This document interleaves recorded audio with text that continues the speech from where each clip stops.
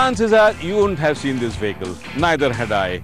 Why? I will solve that mystery for you in a little while. But now let me tell you about the vehicle. This is the Isuzu. Now hold your breath. This is called the Isuzu MU7. MU7 to me sounds like the name of a secret service agent or a chopper. But alphanumeric naming is quite common in the automotive industry, so that falls in line with it. Now I'm going to drive this MU7 and tell you all about it today.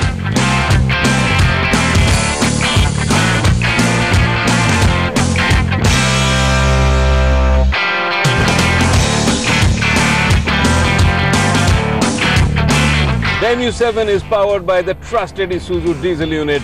A 3-liter common rail turbo unit goes to work every time you blip the throttle and churns out about 163 PS of power and 316 Newton meters of torque, and the engine feels quite lively on the highway. Power delivery is direct and very linear.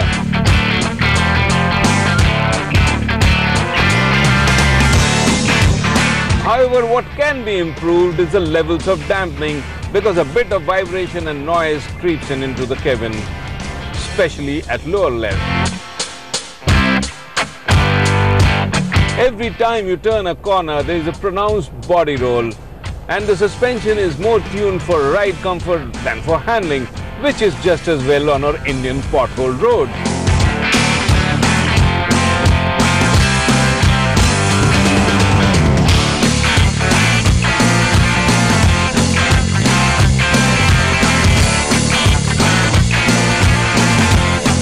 Most diesel car owners would easily recall the name Isuzu. They were one of the first engine suppliers in India, and even the good old Ambassador was powered by the diesel Isuzu. Isuzu has a long legacy of making diesel engines and has supplied to many manufacturers in India. And one can safely say that the engines are well made and reliable. And now for the first time, the company has made its entry under the brand name Isuzu. And instead of just selling engines, will assemble full cars and market it under their brand. The manufacturing facility is located outside Chennai and is the same one where Hindustan Motors were assembling their Mitsubishi Lancers. The company says that they will create their own manufacturing facility in times to come, as they are quite bullish on India.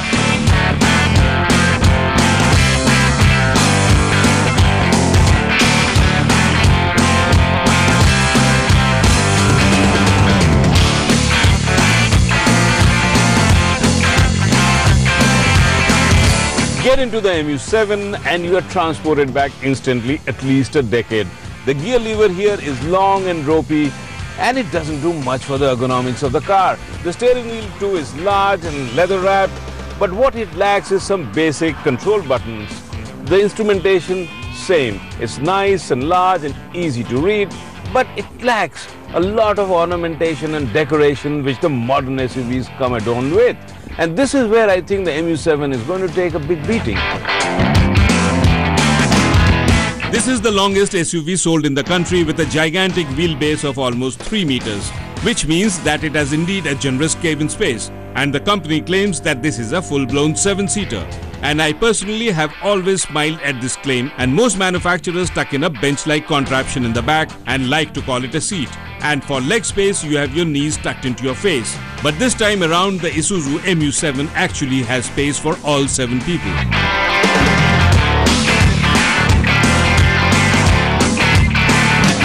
I've always wondered as to why people in India really buy SUVs, especially as they don't off-road so much. One reason can be that they want to flaunt their status. Second reason can be you want loads of space to carry both people and luggage. And if that's the reason why you're buying an SUV, then this MU7 is going to do the job really well. It has loads of space here and it's a 7-seater. On top of that, it has a very high ground clearance of 210 millimeters, which gives the vehicle a really nice high stance. The arrangement of seats is comfortable, and if you are reasonably built, you will fit in comfortably even if you are the 7th passenger. The big size of the MU7 really comes in handy, and the design layout permits what it's meant for, packing in as many people as possible, and that too in comfort. What adds to the practicality of this car is the price point. At around rupees 23 lakhs, you are getting an SUV which does the job just as well, with all basic creature comforts, adequate space and the economy of a diesel engine, which belts out sufficient power. This SUV has everything one might need for everyday use, except for the style quotient. It looks decidedly dated and the fit and finish can be improved.